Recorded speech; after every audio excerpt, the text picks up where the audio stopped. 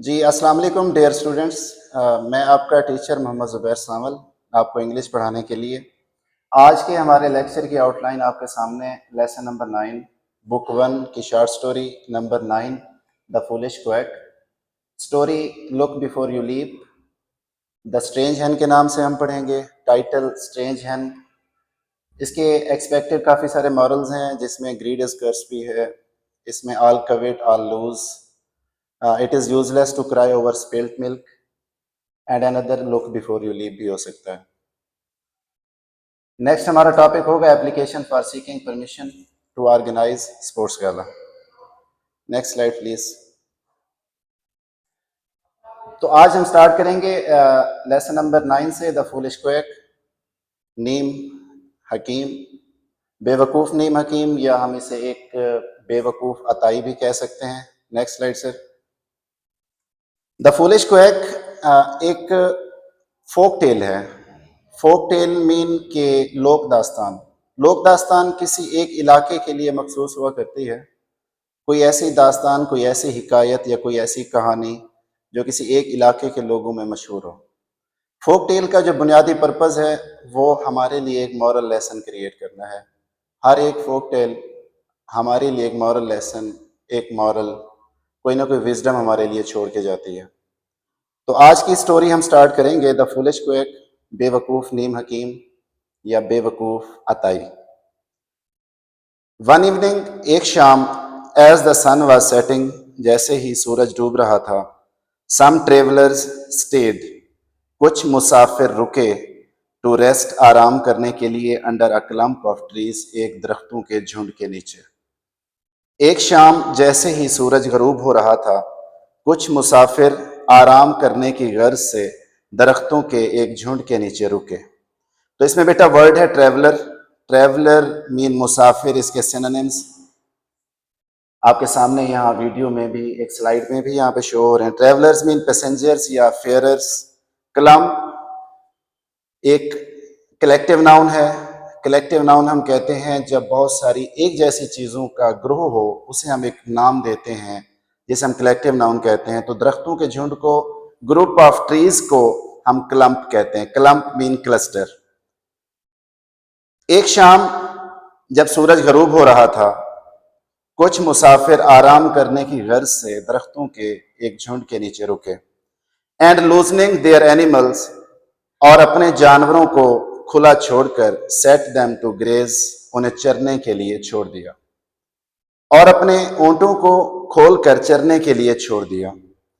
It happened that, हुआ यूं के, one of the animals entered a melon field, एक जानवर खरबूजों के खेत में दाखिल हुआ। And that a melon stuck in its throat, और एक खरबूजा उसके गले में अटक गया। द ऑनर, मालिक, सीइंग दिस, इसे देखकर, and fearing to lose the animal, और जानवर को खो जाने के डर से, tied a blanket round its throat, उसके गले के गिर्द एक कंबल लपेटा। And then struck the place, और उस जगह को जोर से मारा, with all of his might, अपनी पूरी कुवत के साथ। इंस्टेंटली, फौरन, the melon broke in the throat of the camel, ऊंट के गले में खरबूजा टूट गया। And it was then easily swallowed, और उसे आसानी से निगल लिया गया। अगेन ये लेंथी सेंटेंस है, कंपाउंड सेंटेंस है, इसकी ट्रांसलेशन हम अगेन देख लेते हैं। The honour, seeing this and fearing to lose the animal, tied a blanket round its throat. मालिक ने जैसे ही ये देखा और जानवर को खो देने के डर से उसने उसके गले के गिर्द एक कंबल लपेटा और फिर उस जगह को पूरी कुवत से मारा। फौरन ही खरबूजा ऊंट के गले में टूट गया और उसे आसानी से निगल लिया गया। स्वेलोड मीन डिवर्ड, निकल लिया गया। इंस्टेंटली मीन इमीडिएटली, फौरन। स्ट्रक मीन हिट करना, ठोकर लगाना, जोर से मारना। A certain man who had just come up, एक अनजान आदमी जो अभी अभी वहां पहुंचा था। लुकिंग ऑन, ये देखकर, एंड ऑब्जर्विंग दिस प्रोसीडिंग, और इस कार्रवाई का मुशाहिदा करके, शोल्डर्ड हिज बंडल, उसने अपनी गठड़ी कंधे पे रखी। And going to the next village, और दूसरे गांव में जाकर, pretended that he was a doctor, ये झूठ बोला, ये बहाना किया कि वो एक तबीब है। प्रिटेंडेड मीन फील्ड, झूठ बोलना, अपने आप को शो करना, एग्जेजरेट करना अपनी पर्सनैलिटी को। एक अनजान आदमी जो अभी अभी वहां पे पहुंचा था, इस सारी कार्रवाई को देखकर और इसका मुशाहिदा करके उसने अपनी गठड़ी कंधे पे रखी और दूसरे देहात में जाकर एक तबीब या एक मुआलिज होने का झूठा बहाना किया। But what can you cure, लेकिन तुम किस चीज का इलाज कर सकते हो? आस्क्ड द विलेजर्स, देहातियों ने पूछा। आई कैन क्योर द ग्वेटर, मैं गलहड़ का इलाज कर सकता हूँ। ये हमारे थायराइड ग्लैंड्स जो हैं, ये उनकी बीमारी है, ग्वेटर के नाम से हम इसे जानते हैं। आई कैन क्योर द ग्वेटर, मैं गलहड़ का इलाज कर सकता हूँ। आंसर्ड द क्वैक, नीम हकीम ने या अताई ने जवाब दिया। एन ओल्ड वुमन, एक बूढ़ी औरत, whose throat was swollen, जिसका गला फूला हुआ था, टू अ फ्राइटफुल साइज, खतरनाक हद तक। Frightful mean dreadful, horrifying, terrifying. Swollen मतलब इन्फ्लेम्ड, फूला हुआ था। An old woman whose throat was swollen to a frightful size exclaimed, एक बूढ़ी औरत ने जिसका गला खौफनाक हद तक फूला हुआ था, वो पुकारी, ओ माई सन, अरे मेरे बेटे, if you could only cure my goitre, अगर तुम सिर्फ मेरे गलहड़ का ही इलाज कर दो, I would bless you for ever more, तो मैं तुम्हें हमेशा दुआएं दूंगी। सर्टेनली, अब वो नीम हकीम कह रहा है उसे कि सर्टेनली, यकीनन। आंसर्ड द मैन, आदमी ने जवाब दिया। Here, bring me a blanket and good sized mallet, मुझे एक कंबल और एक अच्छे जिसामत का, अच्छे वजन का, लकड़ी का बना हुआ हथौड़ा चाहिए। हैमर हथौड़ा को कहते हैं, लेकिन अगर वही हथौड़ा लकड़ी का बना है तो उसे हम मैलेट कहते हैं। मेरे पास एक कंबल और लकड़ी का बना हुआ हथौड़ा लेकर आओ। As soon as they were brought, जैसे ही ये चीजें लाई गई, he tied up the woman's throat and struck the swollen part with so much force, उसने औरत के गले को कंबल से बांधा और उसके सूजे हुए हिस्से को इतना जोर से मारा, that the poor old creature instantly expired, कि बेचारी बूढ़ी औरत फौरन ही मर गई। एक्सपायर्ड मतलब पेरिश्ड, डाइड। इंस्टेंटली, इमीडिएटली, फौरन। आह, क्राइड द पीपल, लोग चिल्लाए।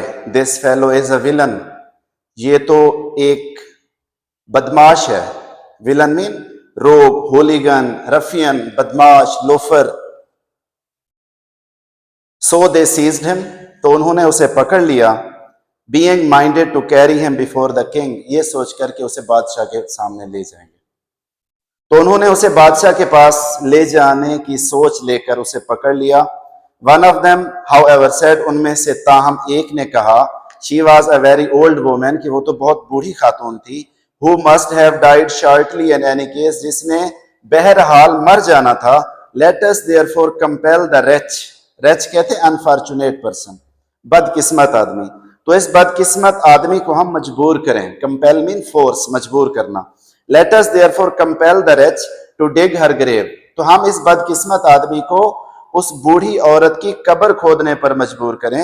And then we can beat him, फिर हम इसे मार सकते हैं, इसकी पिटाई कर सकते हैं।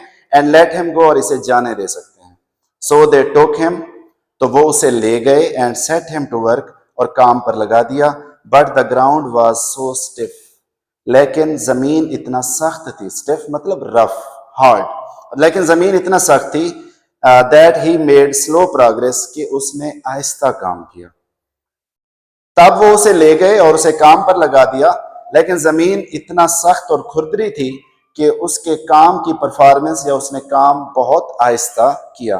तो बेटा, आज की हमारी शॉर्ट स्टोरी हम इसे लर्न यहीं तक ही करेंगे। नेक्स्ट इससे रिलेटेड जो एक्सपेक्टेड शॉर्ट क्वेश्चंस हैं वो मैं आपको बता देता हूँ। What is a clump of trees, दरख्तों के झुंड से क्या मुराद है? ऑलरेडी मैं आपको बता चुका हूं कि क्लम्प एक कलेक्टिव नाउन है। कलेक्टिव नाउन बनता है जब सिमिलर थिंग्स का एक ग्रुप इकट्ठा होता है।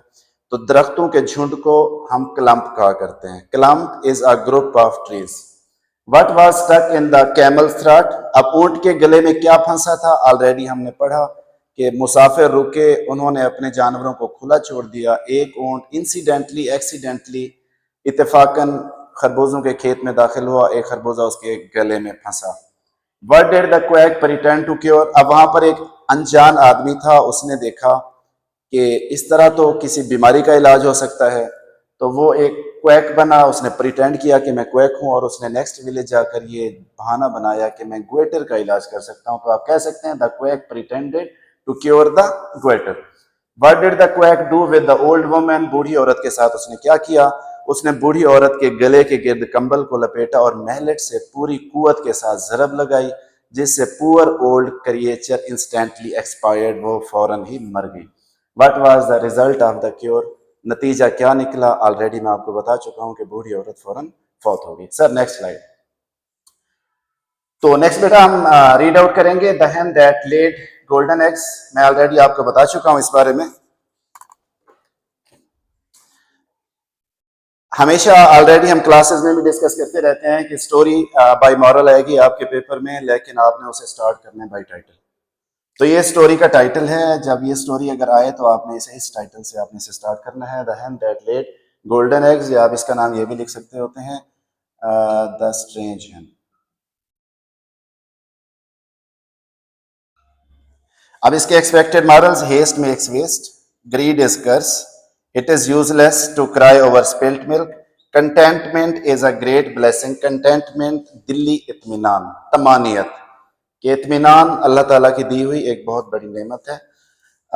ऑल कविट ऑल लूज, आप एक और मॉरल मॉरल भी आप इसमें ऐड कर सकते हैं।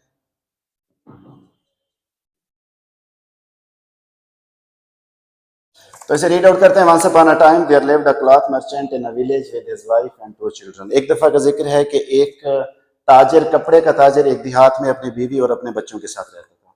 दे were indeed quite well off, वो अच्छे खासे खाते पीते लोग थे। They had a beautiful hen which laid an egg every day, उसके पास एक बहुत ही खूबसूरत मुर्गी थी जो रोजाना एक अंडा देती थी। It was not an ordinary egg, ये अंडा आम नहीं था। रेदर अ गोल्डन एग, ये सुनहरी अंडा था, सोने का बना हुआ अंडा था। But the man was not satisfied with what he used to get daily, लेकिन आदमी इस चीज से मुतमईन नहीं था कि मेरे पास एक अंडा रोजाना आता है। He was a get rich quick kind of person, वो बहुत जल्द अमीर होने की नीयत रखने वाला इंसान था। The man wanted to get all the golden eggs from his hen in a single go, वो एक ही बार में अपने सारे सोने के अंडे उसे हासिल करना चाह रहा था। So one day he thought hard and at last thought of a plan, एक दिन उसने बहुत सोचा और वो एक मंसूबे पर पहुंचा।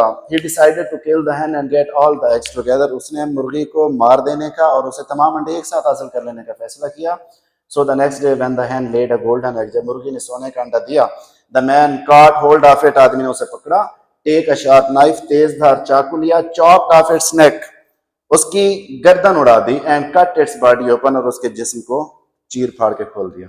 There was nothing but blood all around and no trace of any egg at all, मुर्गी में से उसे कुछ भी ना मिला, सिर्फ खून ही खून था। He was highly grieved because now he would not get even a single egg, वो बहुत ज्यादा गमज़दा, दुखी हुआ। ग्रीव्ड मीन दुखी हुआ, बहुत ज्यादा गमज़दा हुआ कि उसे वो जो एक सोने का अंडा मिला करता था वो भी अब उसे ना मिला। तो इसे एक्सपेक्टेड मॉरल्स हैं कि जल्दबाजी हमेशा हमारे नुकसानदेह होती है, लालच बुरी बला है।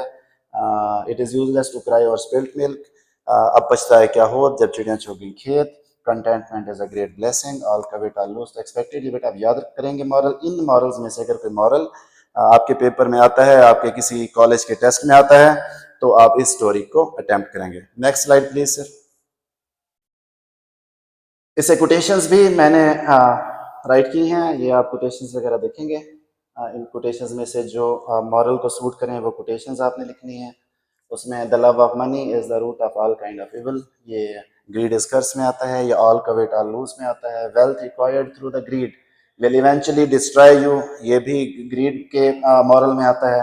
Patience is bitter but its fruit is sweet, greed and covetousness lead to emptiness. All covet all lose के मॉरल पे भी ये कोटेशंस फिट आती हैं। मतलब जो भी मॉरल जो भी है स्टोरी, जब आपने स्ट्रेंज hen या hen that laid golden eggs लिखनी हो, आपने ये कोटेशंस भी आपने उस स्टोरी में ऐड करनी है। Next slide please sir.